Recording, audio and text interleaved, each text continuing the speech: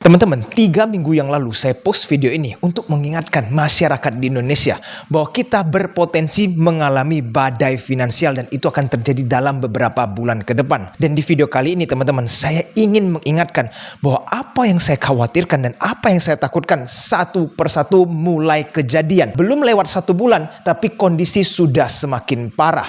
Dan ini lebih cepat dari apa yang saya duga. Di video hari ini, saya ingin jabarkan ada beberapa masalah baru yang muncul dan bagaimana cara kita mempersiapkan diri. Kalau sudah menonton video ini dan masih tidak mempersiapkan diri, kalian tidak sadar ada badai sebesar apa di depan mata. Saudara, rupiah hari ini menembus 17.300 rupiah per dolar Amerika Serikat yang merupakan titik terlemah sepanjang sejarah. Perdagangan saham di Bursa Efek Indonesia hari ini dibuka melemah, didukung sejumlah sentimen dari global ataupun dari dalam negeri. Pasar saham Indonesia kembali mendapat sorotan global. MSCI masih membekukan rebalancing index untuk saham Indonesia.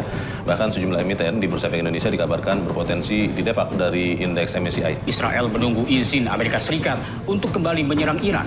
Israel bahkan bercita-cita ingin mengembalikan Iran ke zaman batu. Harga bahan bakar minyak non-subsidi milik Pertamina naik signifikan. Ada sejumlah wilayah di Jakarta yang dilaporkan mengalami pemadaman listrik secara mendadak. Kalau saya bisa baca dari informasi yang kami terima, kondisi ini memicu keluhan dan juga pertanyaan dari warga apa yang kira-kira menjadi penyebab dari pemadaman listrik. Kita mulai dari nilai tukar rupiah. Kalau teman-teman perhatikan, USD IDR itu sudah mencapai hampir 17.300 dan ini menjadi angka tertinggi sepanjang sejarah. Bahkan kondisi sekarang USD IDR itu lebih parah daripada krisis di tahun 98. Yang dimana kita tahu krisis 98 itu sudah sangat parah untuk Indonesia.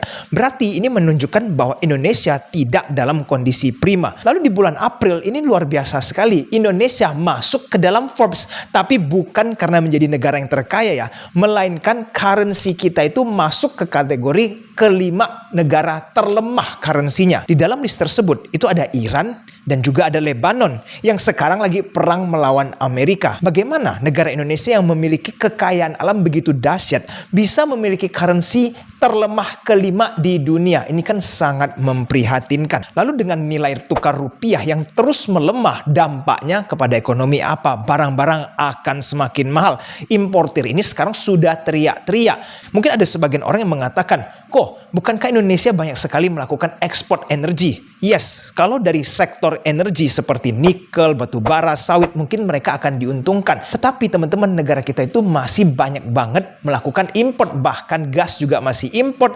Dan apalagi barang-barang konsumer seperti biasa, pakaian, bawang-bawangan, makanan, dan masih banyak hal lainnya. Teman-teman harus tahu yang menguasai komoditas seperti sawit, batu bara, emas, itu adalah para konglo. Sedangkan pembisnis di middle income itu banyak kan importir dan jual di lokal Indonesia. Nah bayangkan kalau biaya import terus-terusan naik tetapi daya beli kita itu tidak berkembang, apa nggak kolaps tuh satu persatu perusahaan di dalam negeri? Teman-teman ingat nggak di tahun 2025 ada artikel mengatakan banyak sekali orang-orang itu pergi ke mall tidak berbelanja. Kenapa? Karena mereka punya disposable income itu sudah mulai menipis, tidak ada uang untuk dibelanjakan lagi. Pada saat itu barang-barang belum mengalami kenaikan signifikan. Nah di 2026 kita terjadi krisis energi, barang harus terpaksa dinaikkan dan dolar terus meningkat. Dan kondisi sekarang teman-teman, daya beli tidak pulih, barang tetapi harus naik. Nah ini menjadi bom waktu, kita nggak tahu nih kapan akan meledak. Jadi teman-teman perlu memahami bahwa nilai tukar rupiah yang terus melemah terhadap US dollar itu bisa membuat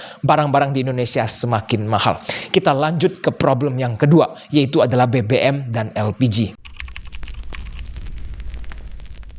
Di bulan April ini, Pertamina baru saja mengumumkan kenaikan BBM yang sangat signifikan. Ini ada listnya teman-teman. Bukan naik 500 perak atau 1000 perak, tetapi langsung hampir 40%. Ini juga memberikan kita sebuah warning ya, bahwa BBM kita itu sudah sangat mahal modalnya.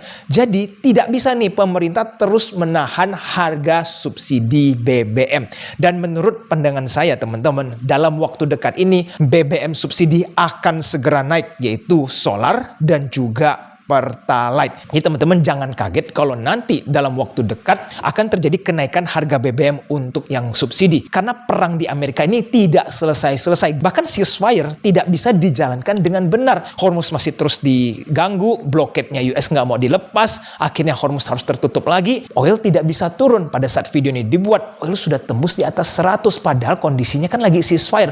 Kebayang nggak kalau ceasefire ini hilang, lalu perang mulai lanjut semakin parah, itu minyak harganya mau ke berapa? Maka anggaran subsidi BBM kita bisa jebol, dan ini tinggal tunggu waktu. Pertalite dan solar akan segera naik. Dan teman-teman, di saat bersamaan, untuk gas yang non-subsidi juga mengalami kenaikan harga. Dan yang paling banyak menggunakan gas ini siapa teman-teman? Yaitu restoran. Jadi kalau nanti biaya restoran mulai meningkat, orang-orang bisa saja mulai enggan membeli makanan di restoran. Ya mulai hemat, masak di rumah, atau mereka mulai menghemat. Kalau harga prestis restoran terus meningkat karena biaya gas yang semakin tinggi, maka bisa saja omset makin tergerus karena daya belinya tidak berkembang teman-teman. Nah, dalam kondisi seperti ini bisa saja PHK berlanjut untuk di sektor F&B. Dan apalagi teman-teman, packaging plastik harganya sudah sangat selangit. Dan ini terus menghantam industri F&B dan industri yang sangat membutuhkan plastik. Teman-teman, market sudah menantikan ya pengumuman MSCI berbulan-bulan, dan harapannya itu dikasih angin segar. Malah kita dikasih penantian yang tidak berakhir. Maksudnya apa nih kok? MSCI melanjutkan pembekuan penambahan bobot IHSG dari MSCI. Nah, maksudnya apa nih kok? MSCI ini melakukan penundaan nih. Jadi sementara masih tidak ada perubahan dan tidak ada kepastian. Kenapa? Karena MSCI masih mau mereview perubahan dan kebijakan Indonesia itu apakah sudah sesuai atau belum. Padahal awalnya mereka mengatakan cukup optimis, tapi kok sekarang ditunda. Dan setelah beberapa hari pengumuman MSCI muncul lagi badai baru, yaitu adalah pengumuman Fitch. Mereka menurunkan outlook banking yang ada di Indonesia. Sebelumnya mereka menurunkan kredit rating Indonesia. Outlooknya dari neutral menjadi negatif. Sekarang mereka menurunkan outlook perbankan yang dari neutral menjadi negatif. Alhasil apa teman-teman? Hari Jumat kemarin IHSG kita ambiar minus 3% lebih. Banking kita pada tumbang. Nah, ini cukup mengerikan. Outflow yang besar, outlook yang negatif dari segi kredit negara dan juga perbankan yang menopang Indonesia, ini memberikan api yang semakin besar untuk kondisi yang sudah tidak baik-baik ini.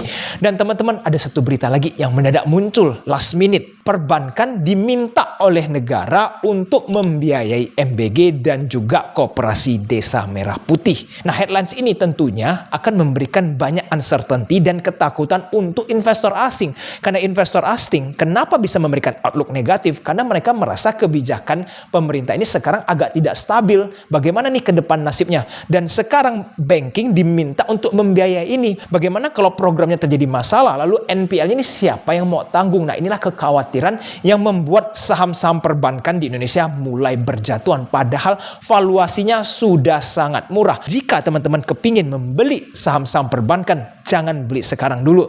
Wait, kalau sudah punya, jangan ditambah. Tunggu Q4 2026, itu baru momen yang tepat nambah posisi. Walaupun kelihatannya sekarang sangat murah, tetapi jika outflow terus keluar teman-teman, dan IHSG kalau jebol, dan nanti final bossnya itu adalah kredit rating kita, kalau sampai diturunkan, maka semuanya akan terjun bebas. Nah, disitulah baru namanya diskon besar-besaran terjadi. Oleh karena itu, kita harus mempersiapkan diri, cashnya sudah harus siap. Kalau momen itu sampai terjadi, teman-teman sudah bisa serok dengan tenang. Untuk sementara, harus wait and see dulu, karena kondisi global masih banyak uncertainty. Jadi teman-teman, apa yang kita expect untuk beberapa bulan ke depan atau 1 tahun ke depan? Menurut saya, hal yang paling kita waspadai itu adalah di pertengahan tahun 2026. Karena kondisi finansial negara kita ini sungguh rapuh. IHSG kita turun, daya beli kita tidak berkembang, barang naik, USD IDR terus meningkat. Dan kondisi ini bisa semakin parah pada saat BBM ikutan naik. Pada saat itulah kelas-kelas menengah ke bawah yang paling akan terkena dampaknya. Dan itu sangat berbahaya karena mereka yang menggerakkan perputaran ekonomi Indonesia. Mungkin di antara teman-teman yang nonton video ini ngerasa kok saya beda ya kok, semuanya baik-baik saja, bisnis saya masih lancar dan seterusnya. Ini dampak belum terasa sekarang teman-teman. Ingat nggak pada saat COVID kita lockdown 3 bulan dan setelah lockdown itu dibuka, bisnis mulai jalan. Dunia itu tidak merasakan apa-apa karena duit terus dicetak sehingga 1 tahun itu bisnis jalan, ekonomi mulai bergerak kembali. Tapi setelah 1-2 tahun pasca COVID barulah terasa ekonomi mulai susah, daya beli kok nggak berkembang, mau ekspansi semakin sulit. Nah ini juga sama teman-teman, energi krisis yang terjadi sekarang. Nanti teman-teman puncaknya itu bisa terjadi mungkin 6 bulan ke depan. Nah disitulah masalah besar akan semakin banyak karena the damage has been done. Peperangan sudah terlalu lama dan kita belum tahu ya perang ini akan selesai atau tidak dalam 6 bulan. Saya tidak bisa kebayang kalau perang bisa lanjut sampai 6 bulan ke depan. Indonesia ini mau jadi seperti apa dan negara-negara lain yang sudah mengalami krisis energi seperti apa nasib mereka. Apa yang bisa kita lakukan? Kita hanya bisa bertahan dan beradaptasi dengan keadaan. Oke teman-teman, jadi solusinya apa nih untuk menghadapi ini semua? Yang pertama teman-teman bisa lakukan adalah belanja barang-barang kebutuhan sehari-hari boleh di stok mulai dari sekarang. Kalau minyak nanti naik, apalagi yang subsidi, barang-barang akan naik semakin mahal. Dan jika rupiah terus mahal, barang-barang juga secara umum akan terus naik harga. Sehingga teman-teman boleh nih mulai stok keperluan sehari-hari supaya nanti pada saat terjadi kenaikan harga, teman-teman tidak perlu spending lebih banyak. Dan ini bisa dilakukan oleh segala kalangan, mau dari yang middle up sampai middle low, semuanya bisa mulai stok secara bertahap. Hal kedua yang bisa teman-teman lakukan, jangan sampai ada duit yang nganggur. Kalau teman-teman masih sampai detik ini ada duit yang nganggur di bank, tidak terjadi perputaran sama sekali, bahkan deposito itu sudah bukan alat instrumen yang menarik lagi, karena inflasi pasti akan naik, harga barang sudah naik jauh di atas bunga deposito. Jadi teman-teman wajib nih diinvestasikan ke aset instrumen yang bisa menghasilkan. Minimal obligasi, harga obligasi kalau ada terjadi koreksi, bunga kupon yang menarik, teman-teman boleh beli. Begitu juga parkir di reksadana pasar uang untuk mempersiapkan diri pada saat saham mulai rebound,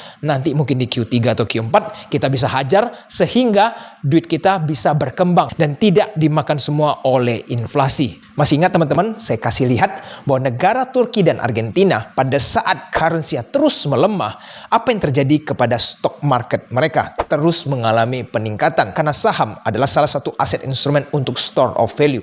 Jadi kita perlu nih untuk menginvestasikan dana kita agar tidak nganggur dan dimakan sama inflasi. Dan yang ketiga, jika teman-teman punya bisnis atau pekerja yang merasa stagnan, teman-teman wajib meningkatkan skill baru. Dan saya sangat sarankan untuk mendalami kepintaran AI.